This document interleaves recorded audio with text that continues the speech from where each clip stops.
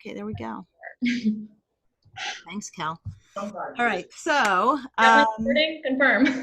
what? Are you definitely recording? I'm definitely recording. I see the little button. Yes, definitely recording. So for those who don't know me on the call, I'm Risa Hogue, and my company is GMG Public Relations, which I'm celebrating 29 years of having my company, which is kind of amazing. And my dad was an entrepreneur. So I sort of followed in his footsteps, and I guess Kelly is following in my footsteps, having her own business as well. So I'm going to let her tell you about her journey to where she is. But we thought we would do this because Kelly's background is in psychology, and her business helps people deal with habits, deal with overwhelm. And boy, if there was ever a time that people felt overwhelmed, it certainly is this moment in time. And Kelly has helped me with changing some of my behaviors and habits, and I just thought it would be great for her to share her expertise. And this is a workshop that she's done a few times for people around the world, really. And she just spoke for the international, what's the actual name of it, Cal? The International? ABA, Applied Behavior Analysis International Conference. Yeah, so she was asked to speak on a panel, and she's started out her career working with kids with autism, which is just amazing. So without further ado, I will have Kelly do her talk and give you guys some great tips. I'm going to monitor the chat room, so if you have questions that you want to ask or comments or anything, please put them in there. I will actually mute everybody. But put your comments in there, and I'll monitor it, and I'll let Kelly take it away. Hey. Well, thanks, Mom, for doing this together. I'm so excited. It's going to be so fun. I'm going to share my screen with you guys.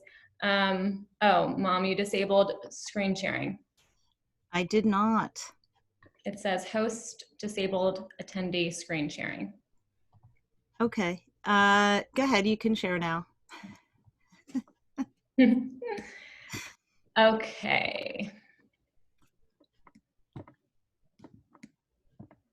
So, yeah, it's a crazy time. There's really no denying that. But you have made the decision to come here and do something for yourself and to gain tools. And that's really admirable, especially to reduce this inevitable overwhelm and create a bit more balance and alignment. It is possible, I promise you. So a little bit more about me. My mom gave you a brief overview, but some personal things. I am from Rockland, from New York. I currently live in LA, but I am home in Nanuet. We are doing this in the same house, but I'm upstairs and she's downstairs. I came home for a bit, but I live in LA. I grew up in a bit of an unconventional routine in that both my parents had really flexible schedules. And as you heard, I come from a long line of entrepreneurs. So I think it was just in my blood and in the stars for me to have my own business. But it wasn't like there were a lot of unaligned jobs leading up to that. I went to 6 colleges. There was a lot of roller coasters, a lot of craziness. I've been through it. I'm going to talk more about that, but all for good reason. It ended up with me becoming a behavioral health advisor and the founder of Root to Rise Help. So what is behavioral health advising? It's completely and totally fair for you to have never heard that before because I made it up. I basically turn overwhelm into alignment. That is what I love to say. It feels really true to what I do. I use behavior analysis, applied behavior analysis, or ABA, and integrative health to help high achievers create holistic existence and sustain success. And I just want to do a quick side note. My mom said, utilize the chat. Please do. I would love to hear if you're like, hell yeah, or if you're like, what is she talking about? Either way. But I want this to be as much of a conversation as we can. There'll be time at the end, but feel free to pop in there. So how I talked about all the roller coasters, right? I am grateful now looking back that I went through these roller coasters because I was able to get to the other side of it. We're going to talk a little bit today about how I turned my really weak intuition / not even knowing what my intuition was or meant, dysfunctional relationships with myself, with others, by dysmorphia, overwhelmed by shoulds, binge eating, restriction. I had a lack of routine that felt good, disappointed in my own habits, using exercise as punishment, lack of confidence, and just constant tears from stress in my career. But I turned all of that into daily habits I'm really proud of, a lack of stress in my career, consistent meditation practice, daily movement that I love and enjoy, healthy relationships, loving my body, a strong intuitive muscle and knowing what my intuition means, eating foods I love without, guilt or thinking twice about it, confidence in who I am and what I need. This one is my favorite one. And behaviors and thoughts that are synchronized and that are intentional.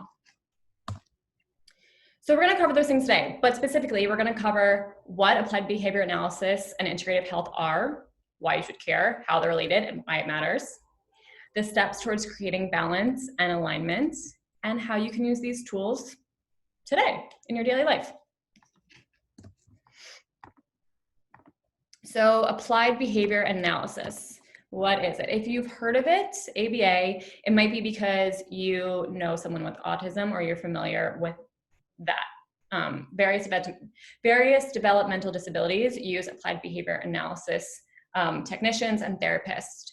But basically, that's how I got started into it. But I realized that all this behavior work that I was doing with kids could be applied to anyone, especially when it comes to habits. Because what ABA is, it's learning how behavior works, how our environment affects our behaviors, and how we learn behaviors. So Skinner, for example, Skinner and Pavlov, you may be a little bit familiar. Skinner was really the founder of operant conditioning. So focusing on what happens after a behavior, whether it's reinforcing, meaning it causes the behavior to increase, or whether it's punishment, meaning the behavior decreases. And then Pavlov, we know Pavlov's dogs, classical conditioning. So there is a stimulus and a response pairing that's involuntary. And these things are big factors when it comes to habits. And the more you know, the more equipped you are to be in control of your habits. So in the second piece, I mentioned integrative health. I have my master's in applied behavior analysis. I'm also a certified integrative health coach. So integrative health is the state of well-being in mind, body, and spirit. And it encompasses all of these pieces of the puzzle: career, food, mindfulness, movement, sleep, relationships. These are all super intertwined. If your sleep is out of whack, it's going to affect your job. If you're not being mindful, it's going to affect your relationship. They're all super intertwined. So I, as a behavioral health advisor, use ABA and integrative health to get to the root of behaviors so that myself and my clients can rise into their truest selves.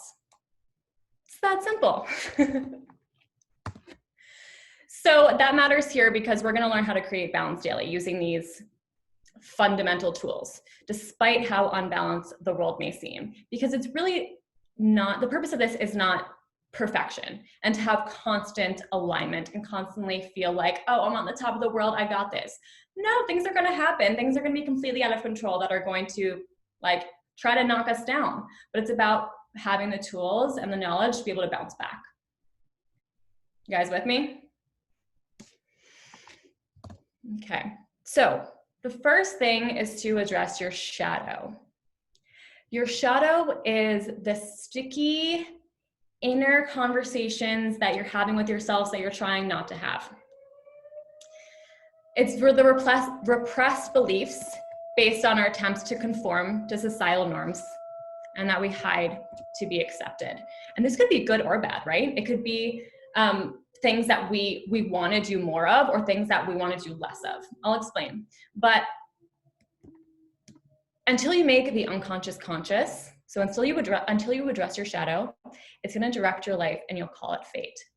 And although my focus and my expertise is behavior, I would just be remiss to not address our thought patterns and our limiting beliefs, because emotion is really the driving force when it comes to behavior and in our lives. So we have to address that inner stuff before we can even begin to address the behaviors. We got to go through it. We can't go around it. We've all tried to go around it. We got to go through it. And it starts by asking yourself how you're playing small. How are you getting in your own way? So I have a little exercise for you. I want you to write down, it could be in your phone, it could be in a piece of paper, it could be in your head. If you don't have anything, that's fine. Write down 3 people that bother you and why. So I'll give you a minute.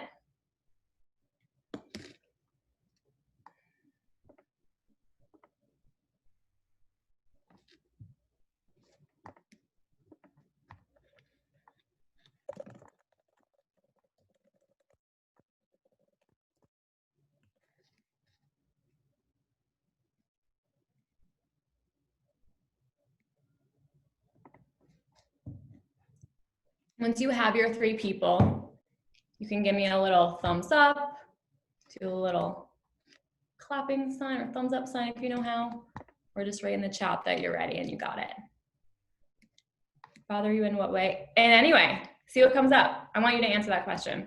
Think people that get under your skin and bother you. Why?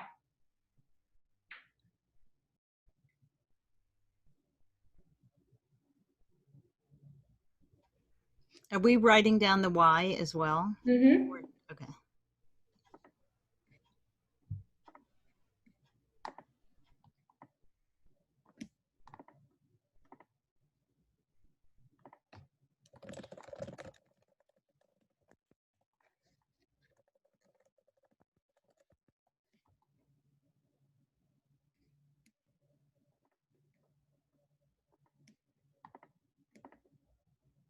Okay. So even if you have, even if you have 1 or 2 people, that's okay too. But what's really interesting about this is that these 3 people are kind of your spirit guides, if you will. The behaviors that bother you, the things that they're doing that bother you and get under your skin are the behaviors that you are not loving unconditionally about yourself. Because we see ourselves reflected in others, and that sticky stuff, we don't like it, right? It makes us uncomfortable. So for example, what comes to mind for me is like trash talking or like talking negatively about other people. And I really hate that because that's something that I do that I don't like that I do. I don't want to do that. So when I see other people doing it, I'm like, oh, yuck, how dare they? Meanwhile, I'm guilty of that myself and I need to let that go.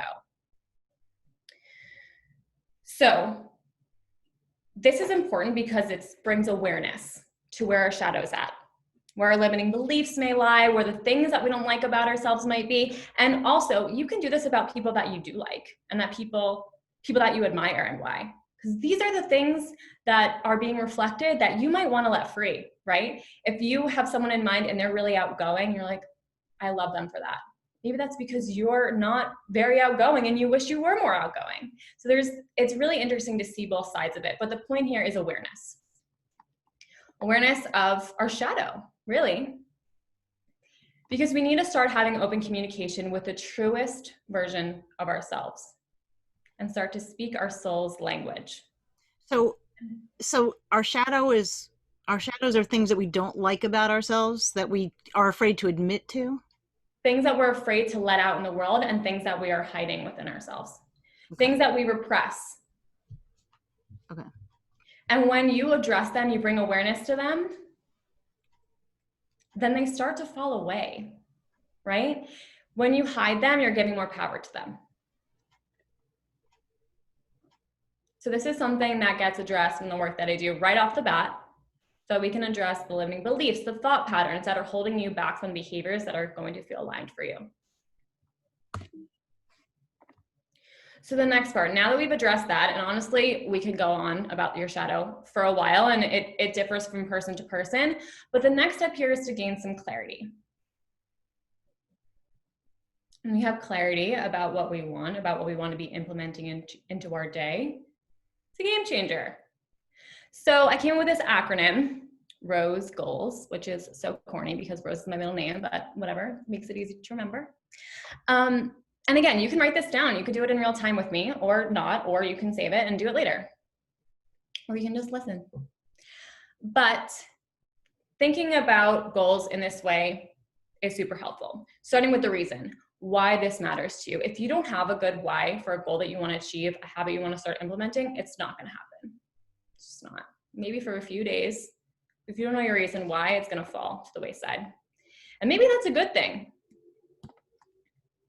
Maybe it's not meant to be then. Maybe you don't have a good enough why and it shouldn't even be happening. Or maybe you haven't connected with your why and it's holding you back. So think about the reason that this habit, this goal, matters. And then think about all the obstacles that have stood in your way in the past. This way we can get ahead of them and set yourself up for success. And it could be something in your environment. It could be an excuse that you're aware of. It could be,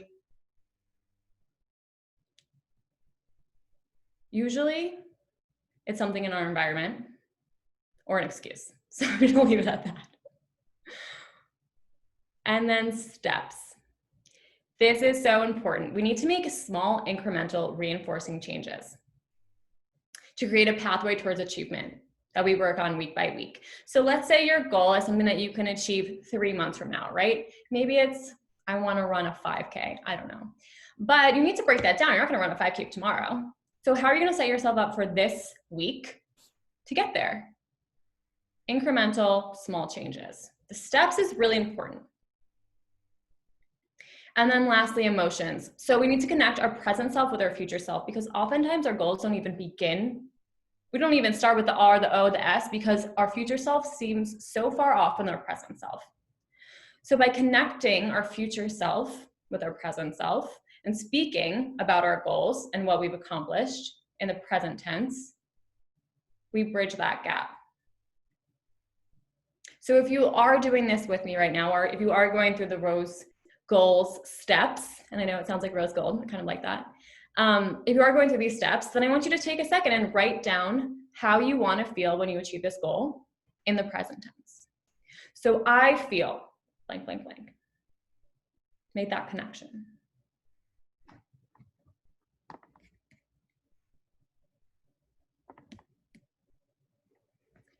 I'm bringing this up in this workshop about overwhelm, because a main reason that clients come to me is because they're overwhelmed. And this first step, this is the first call that we have together. It's a goal setting call. It's like a boring name, but it is. That's what it is. The clarity that comes from this is so huge, because when we break it down, the overwhelm disappears because we've broken it down. We found out why it matters. We have steps. We have the emotional ties. So if there are things that you feel like you want to accomplish by the time quarantine ends, or by summer, or whenever it is, break it down. Okay. So 3, reduce the noise by creating space.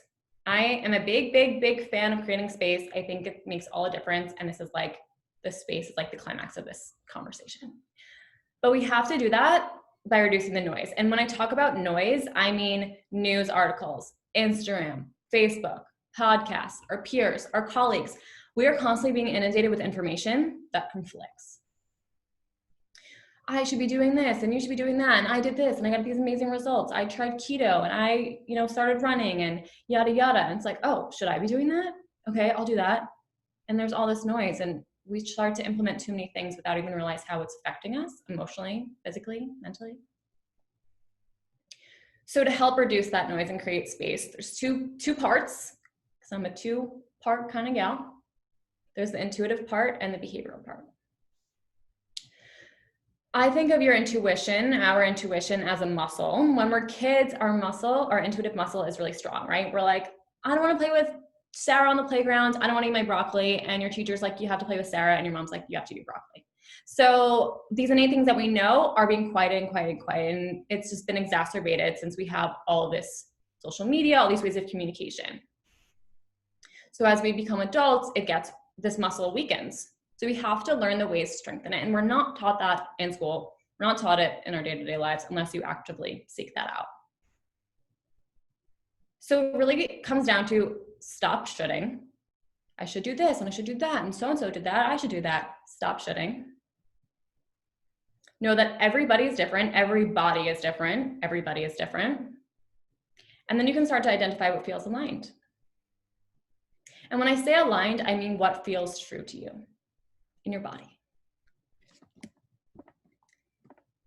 And then on the behavioral side, super basic here, But in reducing noise, we have to understand what's happening before the behavior, what the behavior is, and the consequence of this behavior. And I'm going to dive in deeper. This is just a little overview. So hang in there. What if your career path involves a noise you want to reduce? Example, social media. I'm going to touch on that at the end. I have thoughts, especially because I know you personally. Okay, so space, right? I mentioned that I'm a big fan of space, and space can come from unlikely places or very obvious places as well, like having a morning routine that feels grounding for you, an evening routine, how you wind down at night, going for a walk, going for a run, doing a workout, meals. But it can also just be like 5 minutes where you're just checking in, tuning into your body, seeing what's going on, what's coming up for you physically, emotionally. I'm a really big fan of having a morning routine that sets you up for success, but how often do we hear about these like crazy morning routines while you're doing like yoga and meditation for an hour and eating a smoothie and doing this? And it's like, oh my God, I don't have enough hours in the day to do all these things. So we need to reduce a little bit of that noise and only hold on to the things that we want to stick because we notice that they're actually making a difference. So here's a really good place to start. Pairing a new habit that you want to implement with a pre-existing habit is a great way to start this new habit. So I like the example of mindful eating. Super, super simple. It's 3 steps. So think of a meal, whatever meal makes the most sense for you. It could be your dinner tonight. It could be breakfast makes more sense to you. Lunch makes more sense to you. Whatever you pick. Try one. Sit down with your food. That's key. I didn't realize that was key. My dad used to always yell at me for standing up while I ate, and he was always like, Kelly Rose, sit down. I was like, why does it matter? It does matter. Right, Dad? But sit down first with your meal. Then the 3 steps. First, take a breath. Because how often are we just like, go, go, go, go, overdrive? Just take a breath. And you're gonna ground down. You're gonna become a little bit like 2% more present, right? By taking that breath. Then express gratitude. And this doesn't have to be anything crazy. You don't have to get out your notebook. You don't have to say a whole thing. It could be in your head, 5 seconds. I'm so grateful for this meal. So grateful for the farmers that, made this produce. I'm so grateful for the restaurant workers, the delivery guy who delivered it, whatever it is. Express gratitude. Again, it's going to root you into the present moment. It's creating a little bit more space. You could do this out loud. You could do it with your family. You could do it in your head. You could do it anywhere. That's why I like it. And then the third thing is chew. Again, how often do we not even realize what we're doing? We scarf down our food. We have to chew.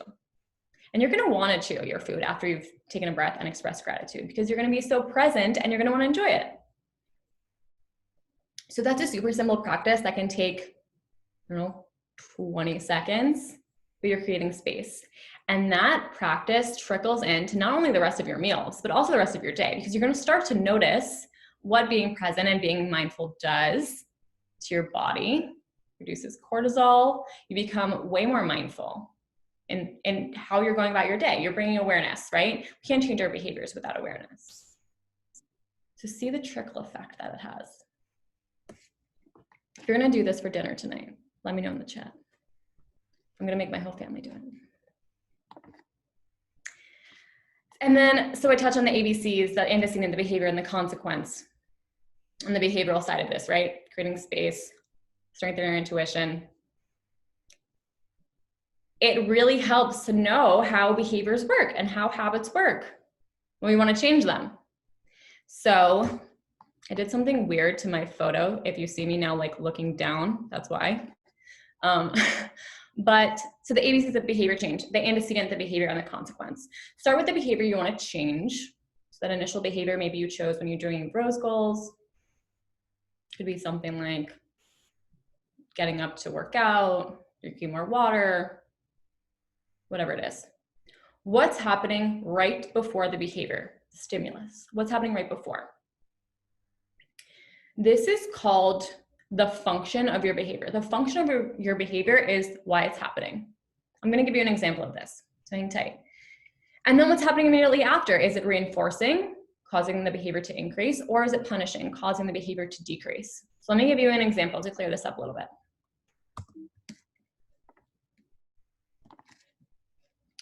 So overeating, for example, this is a problem that I certainly had. I touched on binge eating, but it used to be bad. And I used a mixture of the function, finding the function of my behavior, the reason why, and my intuition. So first thing, I spoke about mindful eating, taking a breath, right? So first thing, this was me, I would eat dinner, and then I would be, after dinner, I'd have like a little bit of dessert, go back, second bowl, third bowl.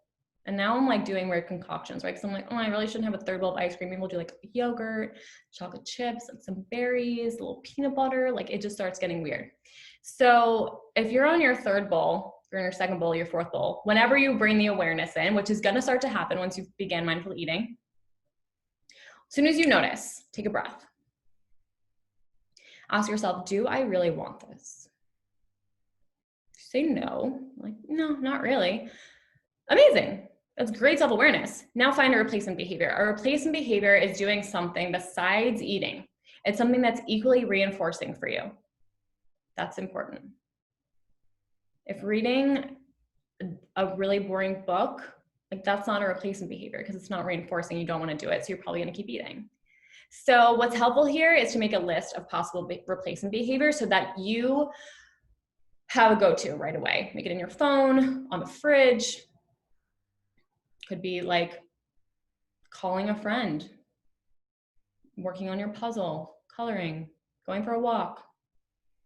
A replacement behavior that's equally reinforcing. Is equally reinforcing. And then on the flip side, if you're like, yes, I do really want this, ask why.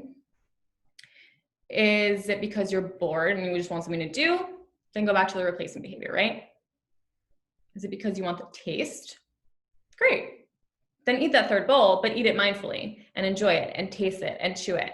And then you're gonna feel satisfied if the taste is really what you want. Maybe you weren't even tasting it before. Maybe you were just going. Or maybe you're genuinely still hungry. It's totally possible. Maybe throughout the day you didn't really eat super balanced, or maybe you didn't get enough protein or fiber.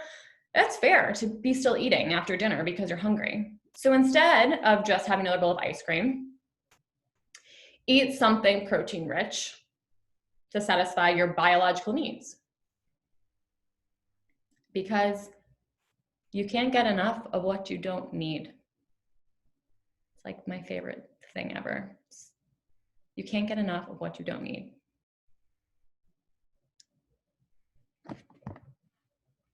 So the last thing here in reducing overwhelm, feeling clear, feeling more aligned with your day-to-day choices is staying flexible and knowing the goal is not perfection. It's being able to bounce back and understand that life happens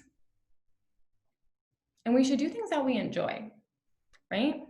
Like you don't have to run a marathon while you're in quarantine. Like literally, you don't have to learn to run a marathon in quarantine. You don't have to ever run. You also don't have to like make that banana bread, but if that brings you so much joy, then make it. Things won't be sustained if we don't enjoy them. We have to like the habits that we're creating. So stay flexible and know that if you set a goal for yourself and you've gone through the Rose goals and you've outlined your steps and you come back and it's a week later and you're like, I didn't do any of that. That's okay. That's really valuable information. That's feedback. That's data. If you ask yourself why. Because we need to stay flexible and we need to know what's going on so that we can adjust. Make sense? So the bottom line here, we are in control of our daily balance. 40% of our day is made up of habits, 40%. And those, if they're a habit, we made that decision. And saying that you didn't make that decision and then it just a habit came upon you is an excuse. You made the decision to start doing that thing. And that's taking up 40% of our day. And then we make 35,000 choices a day. So what would happen if those habits felt aligned and those choices made us proud? How would your life be different? And again, if you're with me and you're writing things down, write that down. Connect the future you with the present you. And do it in present tense. How would your life be different? If you want to share it in the chat, you want to let your shadow go in the chat, more power to you. Feel free. But it's important to know that we are in control of all of these things. We are in control about how overwhelmed we are, the habits that we're creating. Habits are going to be made regardless, right? So there are ones that we should make ones that feel aligned and that make us proud. So the good news is I teach all these things in a course that I've created. I do it with my one-on-one clients, but I also have a course. And the course is 5 weeks, and it goes through how to gain clarity on who you are, shining some light on your shadow, illuminating that shadow, creating sustainable habits that are gonna last, that are gonna stick, that are not just gonna be for 5 weeks. They're gonna be lifelong if you want them to be. Cultivating alignment. Again, that means alignment with the truest version of you. Being able to trust yourself. Designing a custom life, so a life that you made, not that outside factors made for you. Mastering your mindset, creating a thriving environment, and stepping into your power. If these things sound good to you, through amazing high-level support, you are going to get through Rooted if you feel called to it, lifetime access to the course, which is always evolving and growing and getting better. A private Facebook group, weekly modules, weekly chapters, audio, video, and written lessons so that it's applicable no matter how, what your learning style is. Email check-ins that have bonus content and resources, writing prompts, activities, unlimited text support between us, 2 free guest workshops, and a virtual library with a ton of additional resources, plus the option for a discounted one-on-one partnership.